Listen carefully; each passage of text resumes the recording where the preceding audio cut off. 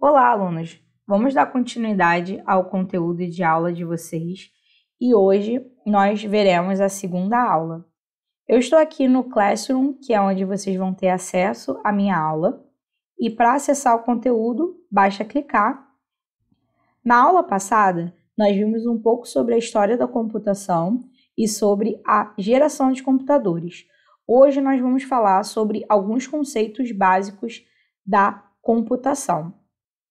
Então, nos conceitos básicos da computação, a gente vai falar, primeira coisa, o que é um computador, que é uma máquina constituída por componentes e circuitos eletrônicos capaz de receber, armazenar, processar e transmitir informações. A gente pode classificar o computador de diversas maneiras.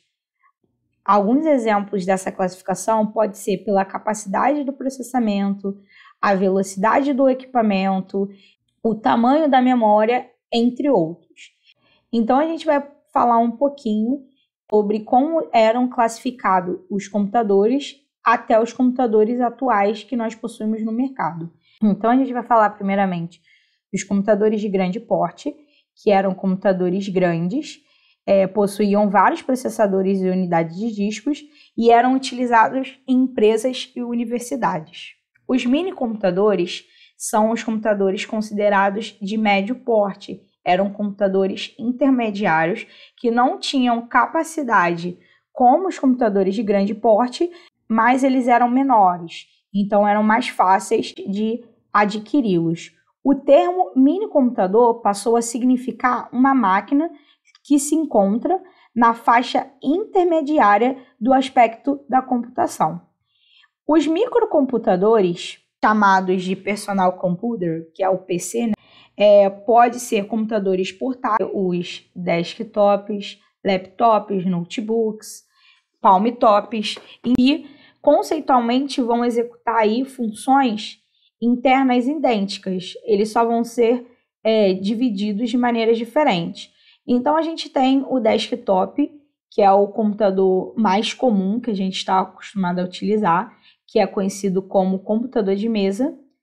A gente tem a máquina virtual, onde eu tenho um equipamento que vai virtualizar a CPU para outras telas. Eu tenho o laptop e o notebook, que basicamente aí eles são a mesma coisa hoje em dia, porém alguns acreditam que eles têm algumas mudanças, onde o notebook seriam modelos menores e os laptops seriam modelos maiores, ou seja, a tela maior, a capacidade maior em relação ao notebook. Hoje em dia, a gente pode dizer que isso já não existe mais, porque tanto o termo laptop quanto o termo notebook, eles vão significar a mesma coisa. Os netbooks seriam versões menores e mais baratas dos notebooks ou laptops, como vocês preferirem chamar. Além de netbooks, a gente tem o Chromebook, que traz o sistema operacional da Chrome, criado pela companhia baseado em web, ou seja, voltado todo para a internet. O MacBook é da linha da Apple, então é com o sistema operacional todo voltado para Apple. Os Ultrabooks são computadores ultra finos que são capazes de atender tarefas básicas de produtividade, mas são recomendados para tarefas gráficas pesadas. A gente pode até dizer que entra aí com os computadores gamers. Nós temos o All-in-One, que no caso seria um monitor, onde dentro do monitor a gente tem o HD, as placas e todos os periféricos que a gente precisa para o funcionamento do equipamento.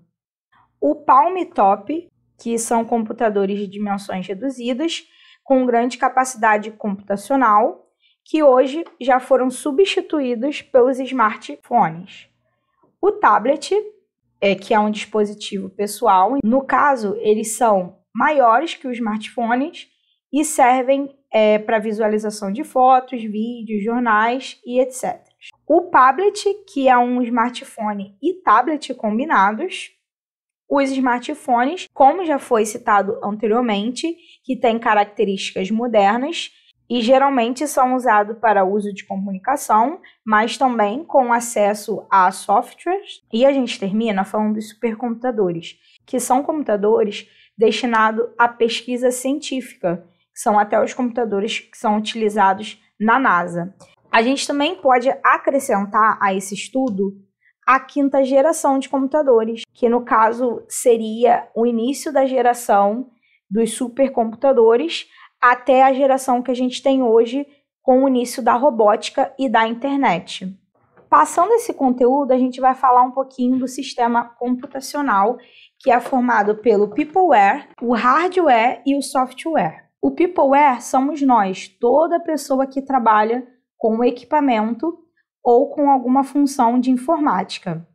O hardware é a parte física do computador. Agora a gente vai falar um pouquinho sobre esses elementos. Então eu tenho o dispositivo de entrada, que são os componentes que o usuário conecta, ou seja, teclado e mouse.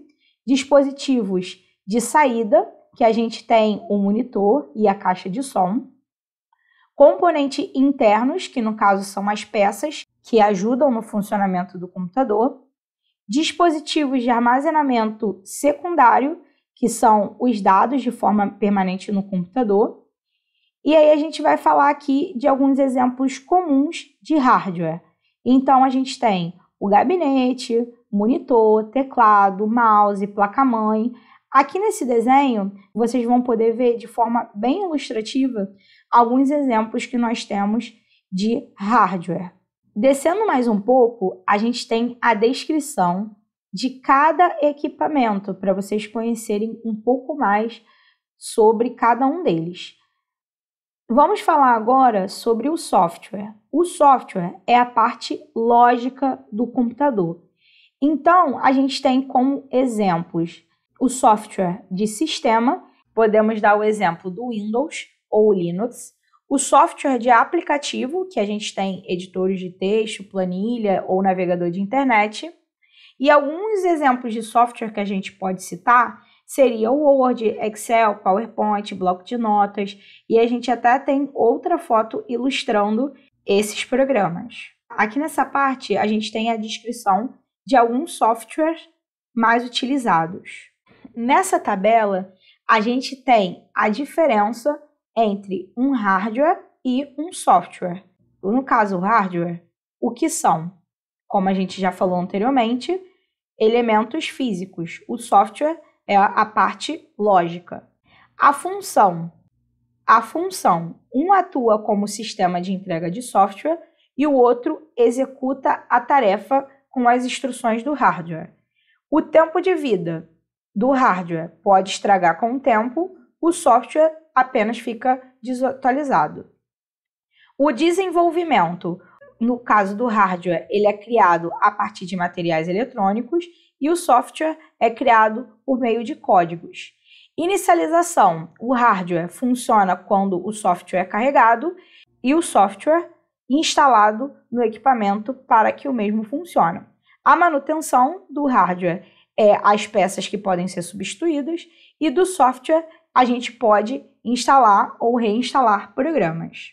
Espero que todos tenham entendido o resumo dessa aula. É bem fácil de compreender quando a gente fala dessa linha de equipamento e componentes dos computadores. Essa é uma parte muito importante para começar a utilização do computador ou de qualquer programa. Então, se vocês tiverem qualquer dúvida sobre esse tema, vocês podem deixar suas perguntas, porque eu vou tentar responder o mais breve possível.